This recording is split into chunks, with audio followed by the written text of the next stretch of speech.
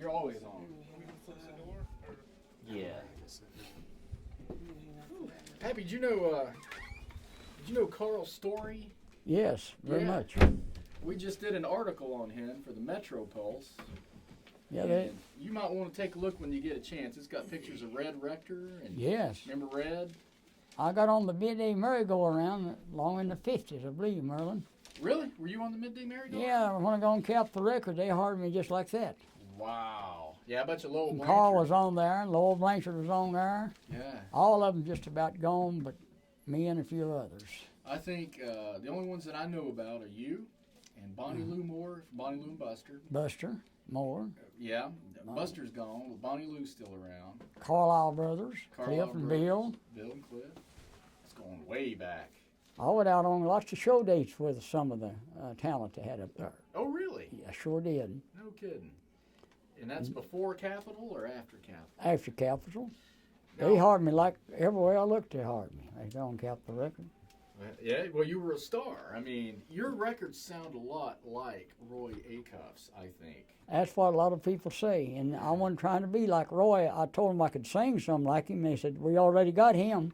We want Pappy Gube Beaver. All right. And But so no, you've got your own touch to those that records. learned me a lesson at the end. Paul said in the Bible, it said, be what you are by the grace of God. Amen. You can't imitate somebody, it don't work out. We didn't need another Roy Acuff.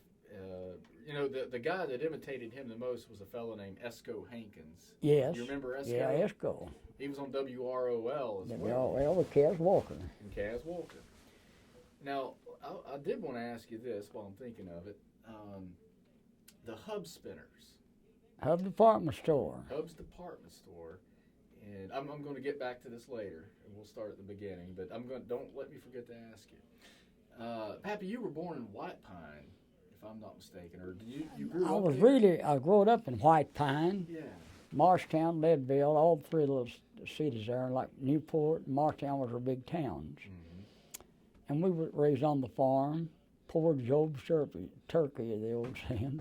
Yeah. We farm, raise corn, tobacco, and sell the tobacco in the Lord's Christmas time to get our Christmas money. Back then, you raise a crop of tobacco, and you wouldn't get over $4 or $5 out of it, but that goes somewhere else. Yeah. Back then, money was worth a lot. And this was about 1930 or 1930 and 40 and longer like that. What year were you born? I was born 19 and 1920? 19 and 19. 1919. 19 and 19. You've seen everything, haven't you? You've seen everything. The development of technology and transportation. Yes, I was born around Newport, Tennessee. Is that right? Like Bybee? Bybee. Okay. Cock County. I know Beaver's ancestors. Graveyard is the ancestors of the Beaver. Families was there next to Bybee. And it's kind of fun in a way. They had such a funny names back then. They had a little place called Poot Town. Poot Town? Poot Town. Where that name come from? Well, they raised beans there? Yeah, they did, and I think they eat a lot of them too. Yeah.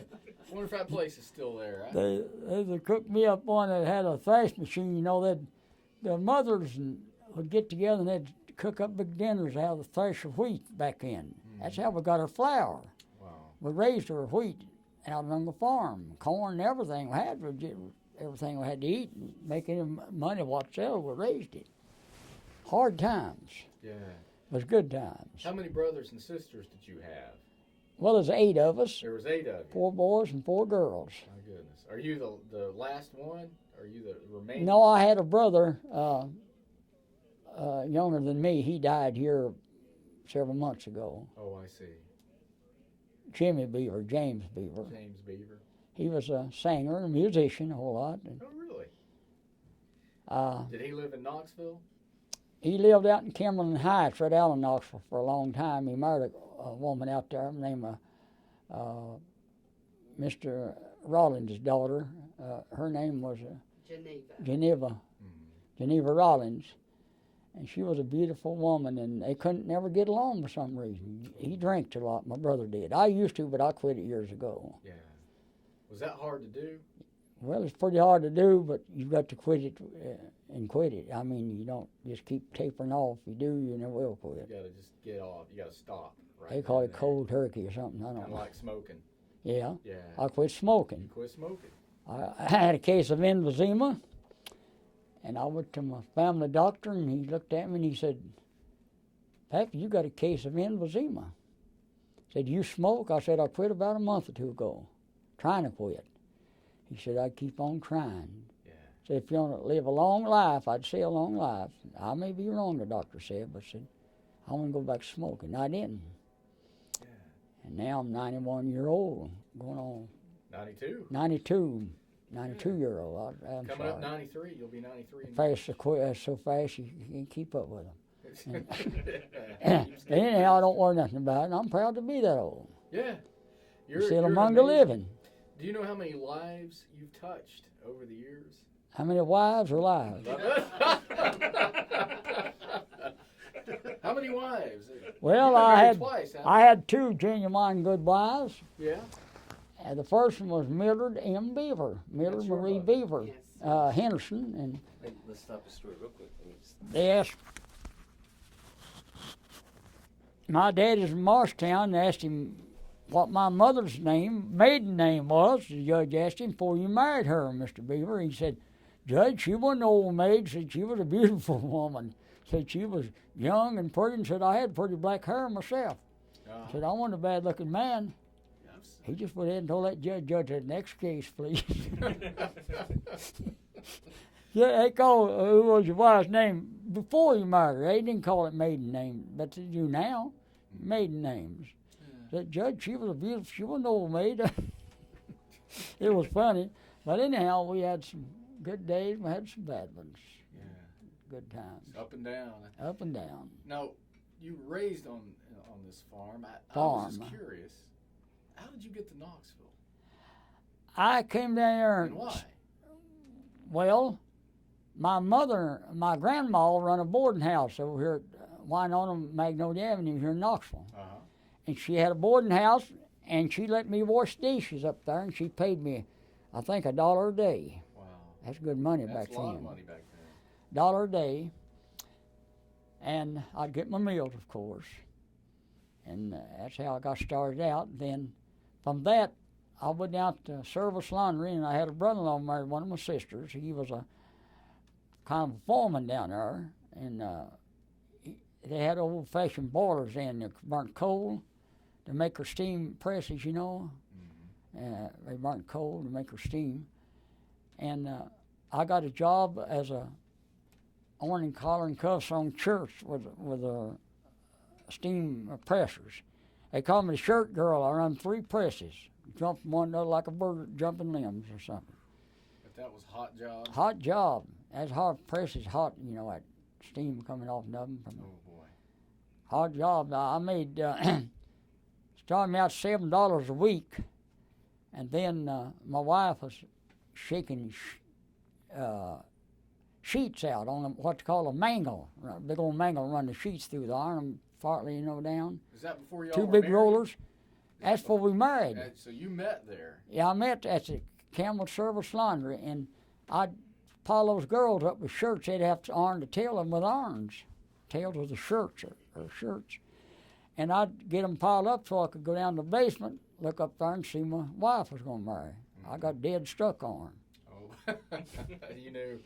And I didn't want nobody else but Mildred. That was her name, Mildred. My oldest sister said, I think he lives with her and sleeps with her and dreams about her. Otherwise, I didn't sleep with her. She was a good Christian girl. Yeah. And how many years were you married?